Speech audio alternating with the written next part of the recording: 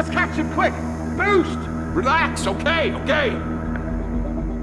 There he is, the cheat! We don't have a chance. Don't give up on me, you wimp! I'll check where he goes. The Last Worker starts with a veritable bang. You wake up inside of a hulking mech staring down at a room full of drones ready to attack you. Suddenly, your right hand controls a giant angry prize claw and your left hand controls a lengthy rod of spinning saw blades fit for the top prize at a world's worst dildo competition. As you push forward, you'll smash walls, burst pipes, and punch robots in what is a simple but satisfying ballet of destruction. And though this is a great intro that hyped me up for the game that was to come, that's exactly why I'm a bit torn on it. It set a fairly high bar, and it's only downhill from there. The Last Worker prominently advertises itself as a PlayStation VR 2 game on the PlayStation Store, but the game can actually be played either in VR or in flat screen mode for those of you who haven't pulled the trigger on Sony's fancy game goggles yet. I switched back and forth between the flat screen mode and the VR mode for the sake of comparison, often replaying certain sections in each mode to see if my review changes depending on how you want to play it. And it does, but we'll get there. To give a bit of context, in The Last Worker you play as Kurt, the last human warehouse worker at an ostensibly futuristic late-stage capitalism version of Amazon known as 𝐥𝐤𝐤. You have a robotic companion named 𝐥𝐤𝐤, a riff on SKU, who takes you through the tutorial and occasionally trades comments or insults with Kurt, but is generally just there to hit narrative beats. As far as metaphors go, 𝐥𝐤𝐤's parallels to Amazon aren't exactly subtle, but Kurt's perspective is an interesting fit for a game and seemingly well suited for the extra immersion that VR brings. For a good chunk of the early game, your job is Kurt's job.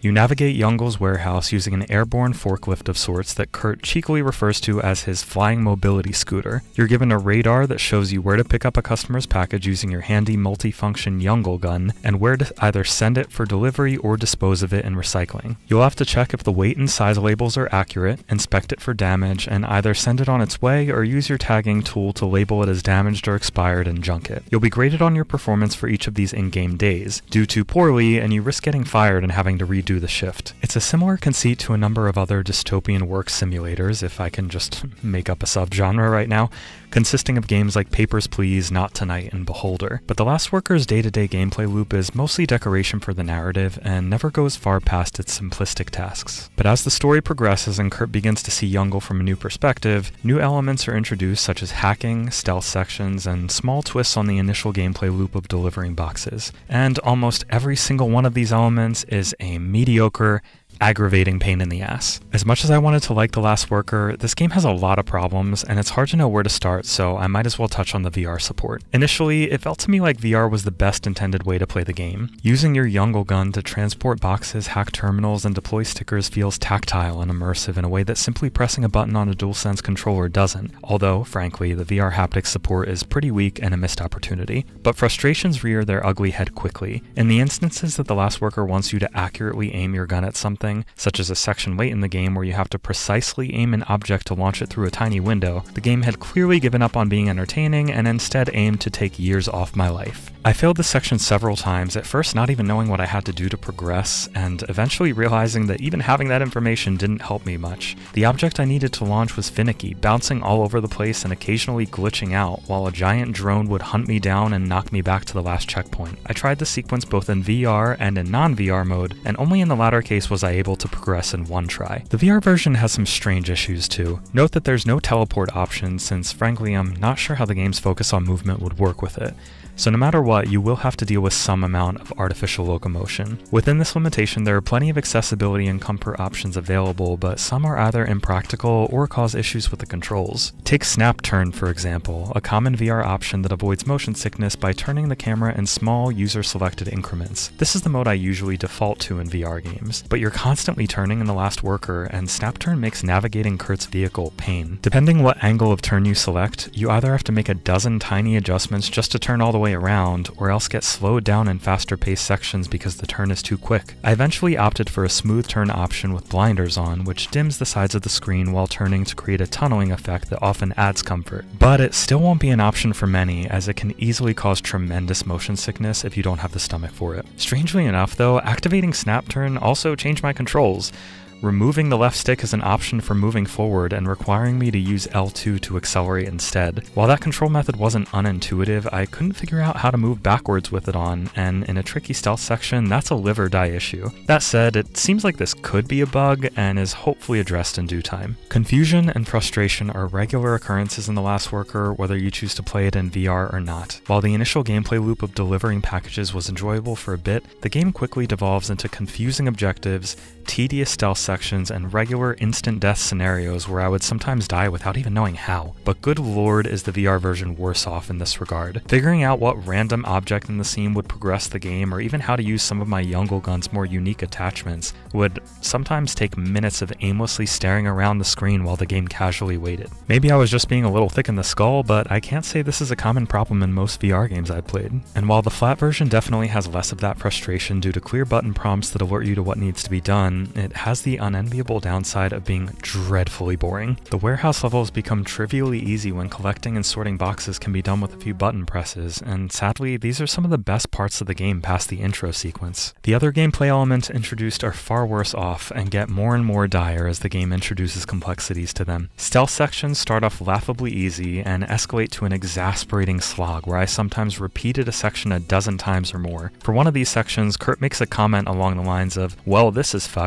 Yes, Kurt, it most definitely is. Even the hacking portions seem like they could be entertaining until I actually had to do them. Each hackable panel is presented as a puzzle looking like a Rubik's Cube with symbols on each color. But nothing about this is actually a puzzle because all you have to do is rotate each section until they line up exactly to the solution you're given as a reference. You do this a lot in the game and never once does it threaten to become interesting, with the most frequent challenge being a time limit on how quickly you can rotate blocks to match other blocks. I won't even get into the Flappy Bird-like minigame you'll have to contend with later on, which was about as fun as biking cross-country with an ass full of hemorrhoids. All of this nonsense could potentially be endured if The Last Worker story was any good, but unfortunately, the writing has its own share of issues. The game is trying its damnedest to be cheeky, and the jokes never irritate, but rarely landed for me either. It's by no means bad.